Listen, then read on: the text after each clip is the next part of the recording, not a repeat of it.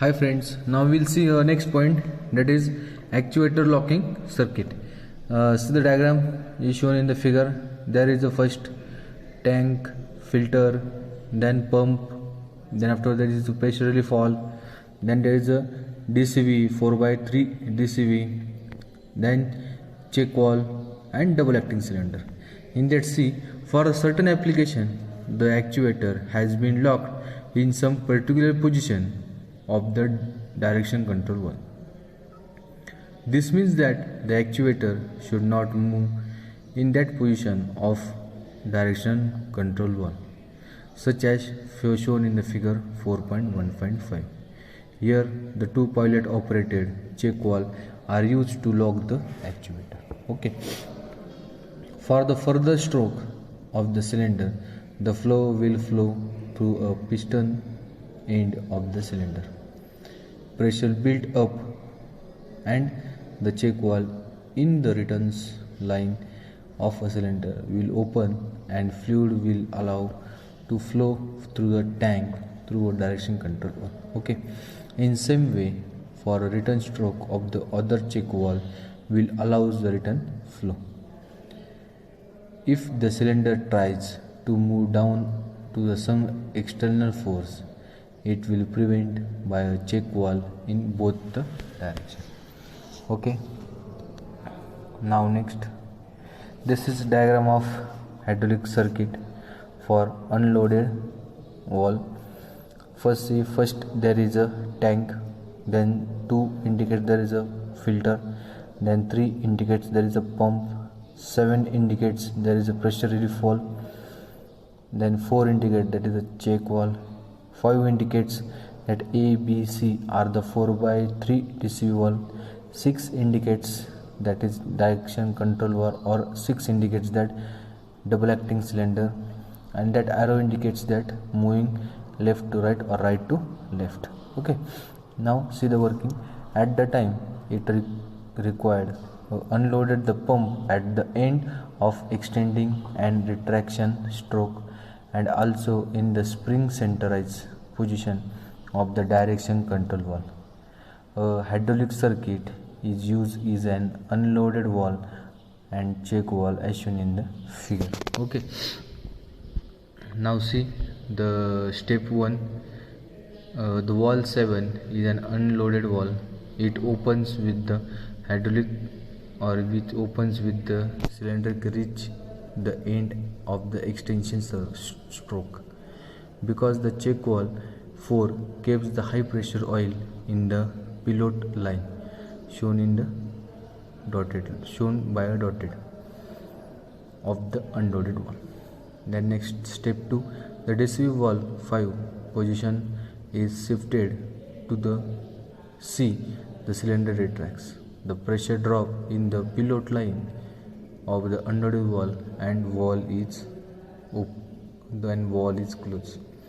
Step 3, on fully retraction, unloaded valve again open as in step 1, or unload valves or unload the pump.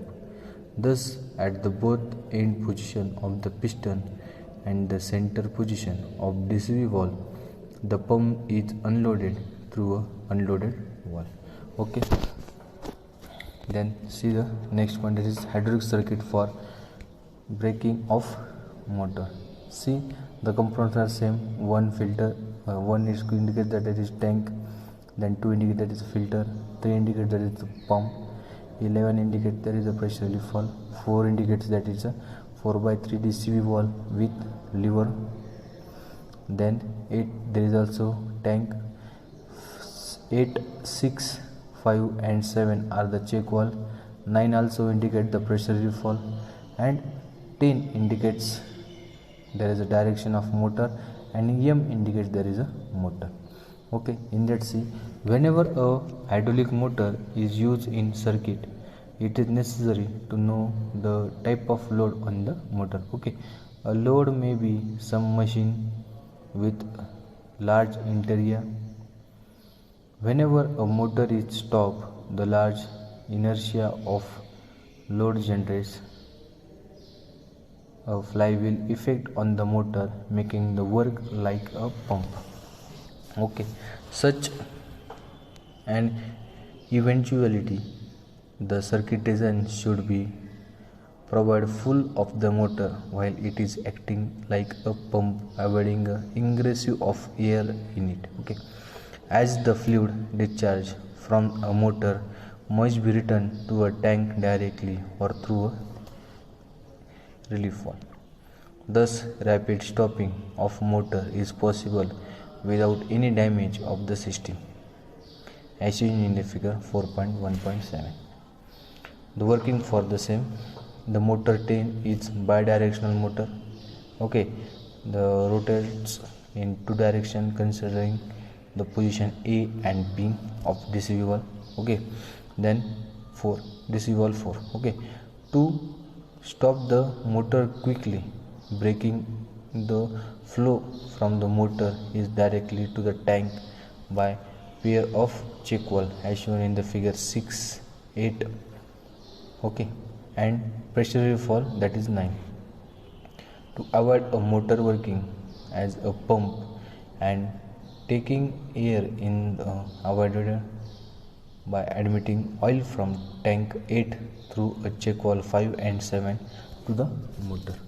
Okay, then we will see a next point, that is circuit of rivet type machine.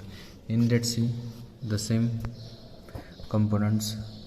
First, tank 1, 2 filter, 3 is a pump, 4 indicates pressure relief valve, 5 indicates 4/3 DC valve. Okay, there have the position 1 and 2, that is indicated by I and 2I. Okay, the 6 indicates there is a pressure relief valve. Okay, the 8 indicates there is a cylinder, then 7 indicates there is a check valve, then 9 indicates there is a double acting cylinder, and after that there is a rivet. Okay, the circuit for riveting machine. Okay, now see the working. We'll see the first component: oil reservoir, oil filter, hydraulic pump, pressure relief valve, 4/3 solenoid operated centrally closed DCV, sequence valve, pilot operated check valve, pressure intensifier, double acting cylinder. Okay, in that say, in normal position of valve 5, there is no movement for I position, that is valve 5. Oil flows through a check valve 7 to the blind end of the cylinder 9. When load of cylinder increase during the riveting process, the pressure in the line increase, which gives signal to the sequence valve 6. This valve 6 is used, or this valve 6 gives oil to the intensifier. To the intensifier supplied pressurized oil to build end side during the actual riveting. For position 2 of valve 5, the fluid power enters to the rod end side of the cylinder 9 for returns towards the motion. Okay, thank you for watching this video.